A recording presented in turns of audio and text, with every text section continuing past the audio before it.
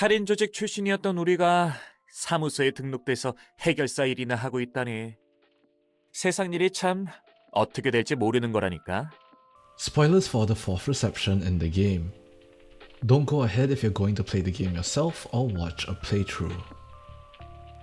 Today we're talking about the Hook Office and mainly three of their members, Taein, McCullin, and Naoki. The Hook Office is quite a bit more disturbing than the average office. Their ranks are primarily made up of past members of a syndicate. There's actually a pretty interesting story as to why and how they ended up in an office that I'll be going into later. But, as usual, I will be giving context to how this group ends up in the library. If you want to skip ahead, the timestamp is on screen and in the description. The guests to be, as with most of our guests so far, are first seen in the back streets. One member, McCullin, starts the conversation, bringing up the request from the previous day.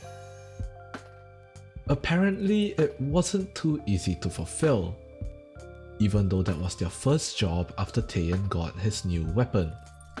아직도 저번 일 때문에 온몸이 쑤셔 죽겠어. 근육통이 생각보다 오래가네. 그래도 어제는 장난 아니었지? 그래, 네가 새로 장만한 공방 무기가 성능 하나는 죽여주더라. 말도 마. 신나게 날뛰다가 일이 커져서 예상보다 20명 넘게 더 찢어야 했잖아. 에이, 또 재미없게 군다. 마지막에는 결국 자기가 제일 신나서 방방 날뛰어놓고서는. Well, either way, at least they came out of that request in one piece. They discuss a bit more about yesterday and even how they should probably calm down a little bit. After all, they aren't just syndicate thugs anymore. 우리 모두 어느 정도 성질을 죽여야 할 필요가 있어.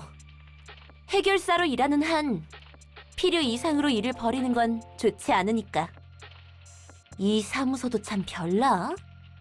우리 같은 애들을 받아주다니. Soon after, McCullin gets a message from the operator. A new request has been put in. Something about an invitation to a library. 와, 정말 눈 뜨니 새로운 공간이네? 특이점인가 뭔가 하는 그런 건가? 환영합니다, 손님. 안녕? 뭐야, 굉장히 튼튼한데? 몸에 돈 좀 부었나 봐?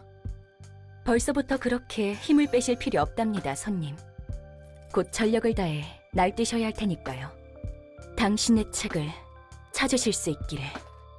You don't need me to tell you what happens next. But this isn't the last we see of the office. Before that though, let's start the analysis with McCullin. 그렇게 신경 쓸 필요 없어. 나도 너희에게 몇 번 신세 졌으니까. Calm, menacing, but surprisingly friendly if a little bit sarcastic. Personal opinion, but it's likely that he's a psychopath or at least has tendencies. Even more so than the rest of the Hook office, which says a lot. He acts as the muscle of the trio. Overpower is one of the strongest cards you've seen at this point with an extremely high base roll on its first die, and he has the highest health pool of the three. He's also clearly very muscular and one of the taller characters in the game, towering at 191 centimeters. His page mainly talks about how their syndicate became an office, along with a little bit about how their office actually works, which we're going over later. McCullin himself is the most bloodthirsty and sadistic of all the trio. His in-combat dialogue when he kills a librarian and even his victory quotes both showcase a pretty twisted enjoyment in killing and mutilating. His choice of weapon, a cleaver, really exemplifies this. He's also a perfect example of a city denizen. While willing to pay back his debts as seen in the pre-battle story, if one of them dies, he simply moves on, either saying he'll avenge them or calling them idiots. After all, that's that, and this is this. Last of all, His death lines are a lot more panicked than his usual personality, showing that even a sadist like him has their fears of death in the city. Moving on, let's talk about Naoki. 안녕? The girl of the trio, she seems to be the speedy one of the three, as seen when she quickly attacks Angela after entering the library before greeting her. Normally, she's pretty calm, polite, and observant, at least around Taein and McCullin. On the other hand, while in combat, she seems pretty bloodthirsty, but still respectful if a bit egotistical. Her on-kill lines are both less sadistic than McCullin and less eager than Taein. Stuff like, whoever stands in my way is getting wrecked, that's all. She is also the most compassionate of the three. If Taein or McCullin dies, she mourns at least a little bit. In the end, when she passes away, she acknowledges her mistakes and the strength of the library, showing at least a modicum amount of respect. Other than that, not much about her is notable. She has pretty average stats for an enemy at this stage of the game. Her page mainly talks about workshop equipment. In the back streets, regular weapons like swords just don't cut it anymore. Weapons now specialize in specific methods of fighting. Examples like Taein's bionic equipment or Naoki's dual machetes both have their own niche. The machetes connect to a backpack with cables which seems to apply an effect similar to paralysis when it hits in her signature card, while Taein's bionic equipment is, well, bionic. Speaking of Taein, he's the last of the trio we're covering. 그래도 아직은 뜨내기 조직이나 돈 없는 녀석들만 의뢰해서 말이야. 이 사무소 아직 갈 길이 멀어 보인단 말이지. The youngest of the three, he acts as both the balance of McCullin and Naoki, being the in-between in terms of strength and agility. He's pretty rash as a lot of his dialogue shows. After all, he's both talented and young. Arrogance and aggression are heavily emphasized along with quite a bit of cruelty. His combat dialogue in particular seemed to be quite vicious overall. He's less detached than McCullin when other members die, but he's still pretty mean about the entire thing. He might be a little bit less sadistic than McCullin, but he's also for some reason as toxic as the average Yasuo main. In combat, he shares identical stats with Naoki, but he has better resistances than the rest of the Hook Office, showcasing his talent. And of course, his page mainly talks about his odd equipment. If you look closely at his bionic weapon, it has a logo. The logo of Union Co., which according to Taein, is a reliable workshop for such equipment. He goes into detail about how the weapons and such are used. You simply attach the weapon to your body and it just works.